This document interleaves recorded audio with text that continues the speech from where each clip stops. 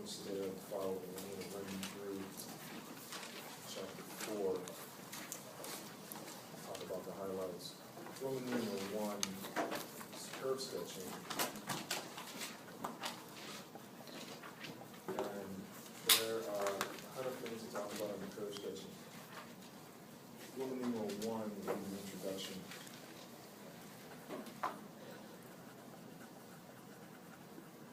And theorems. Numeral 1 and 1b, we're going to get into it pretty much right away and teach you how to sketch polynomials. So,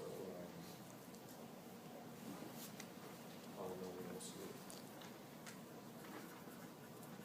The trick to curve sketching is understanding the theorems. If you understand the theorems, you will be fine. And so you'll find that every day we meet until the test, I'm going to harp on the theorems. This theorem, that theorem. There's a theorem that needs to be in the book that isn't in the book, so I'm going to give that to you too to help you get through this whole thing. And we're going to talk about different types of functions every day. Today only, it's the easiest functions out there, which are polynomials.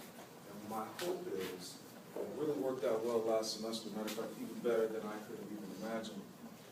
But by talking about polynomials first and taking you through the entire process with polynomials, which are so easy to work with, then we get to the more complex functions like rational functions and other types of functions, functions that have non-differentiable points, then you can follow the foundation that we laid here.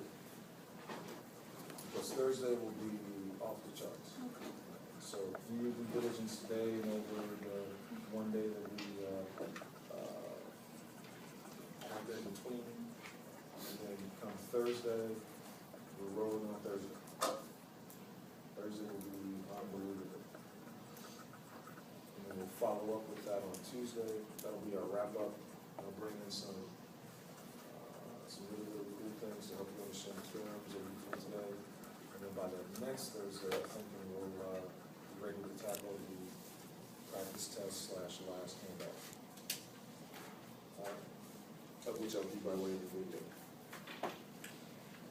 Fantastic. Ladies and gentlemen, if you will, find section 4.1.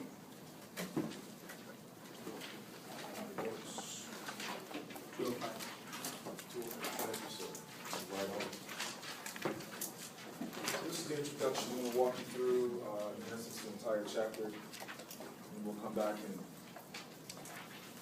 stick on a few things.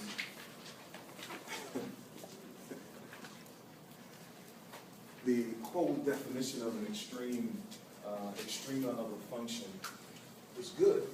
I like it. But it's very mathy. It's very, very wordy in its definition. Look at this, it says, definition of extrema. F of C is the minimum of F on I if F of C is less than or equal to F of X for all X on I. Who gets that but me? Right? I mean, you know, look, it's my philosophy that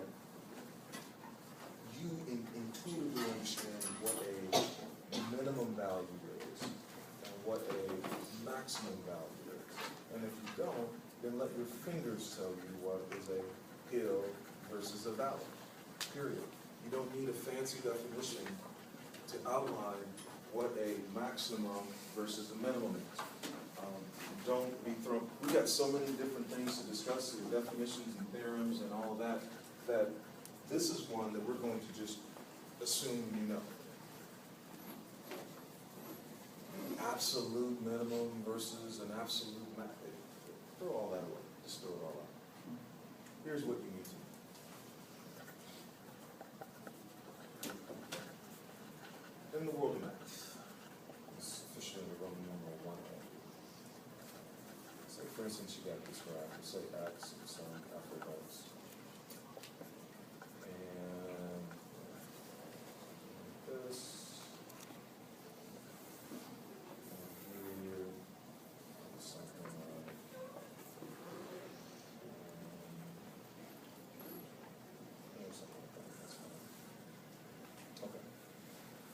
Now we're going to deem this value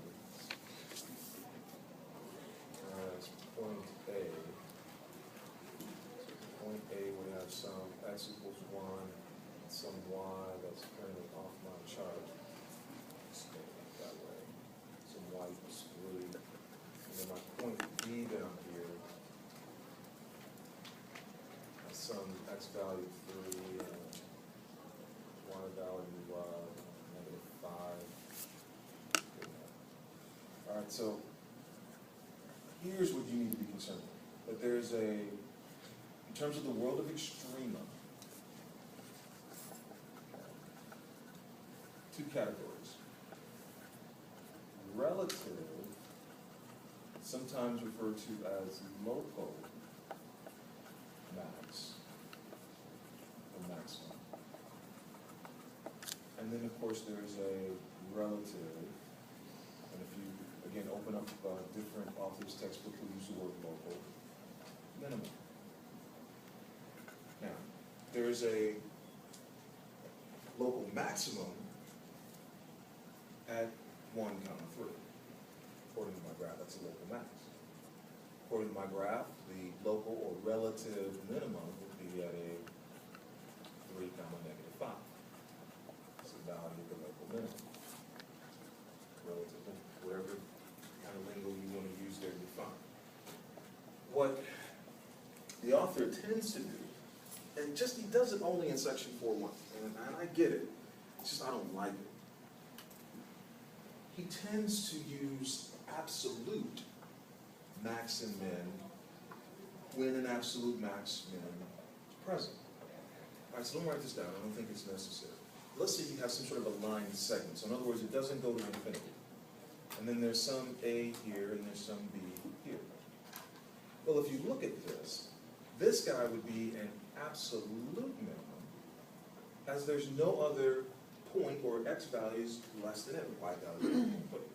Same thing here, this would be an absolute max, because there's no other points that are larger than it. Absolute. According to my picture, I could, in essence, do the same thing. I could say this is an absolute max, this is an absolute min.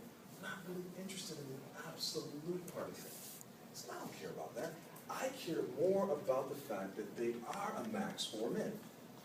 That's what I'm more interested in. Now, looking down the line, if I can prove that they are a max or a min, then that means I can use calculus in order to optimize things. Optimization is the study of extreme values, max, min. If I'm, let's say I'm somebody working at Coca-Cola, then I want to figure out how to maximize the amount of content I can put in a 12-ounce can. What kind of configuration must it look like in order to maximize, but with, of course, at the same time, minimizing the cost of producing the material. So I'm interested in extreme values here. This is what calculus is used for, not an absolute extreme. What graph do you know has absolute extreme? Right? When you think about it, if I put arrows on this, an arrow here, what's the absolute max? There isn't one. If I put an arrow here, what's the absolute min? There isn't one. Because the arrow says that the graph continues on forever and ever and ever. I'm interested in an extreme value within a region. That's what I want. Because I know if I ever use this thing, I'm going to use it on a domain. Think about it. If we're talking about time, larger values in terms of time, we never use quadrants 2 or 3. Matter of fact, we wouldn't use 2, 3, or 4. So I want relative extreme. Now, with that being said, in walks our first theorem and definition on page 206.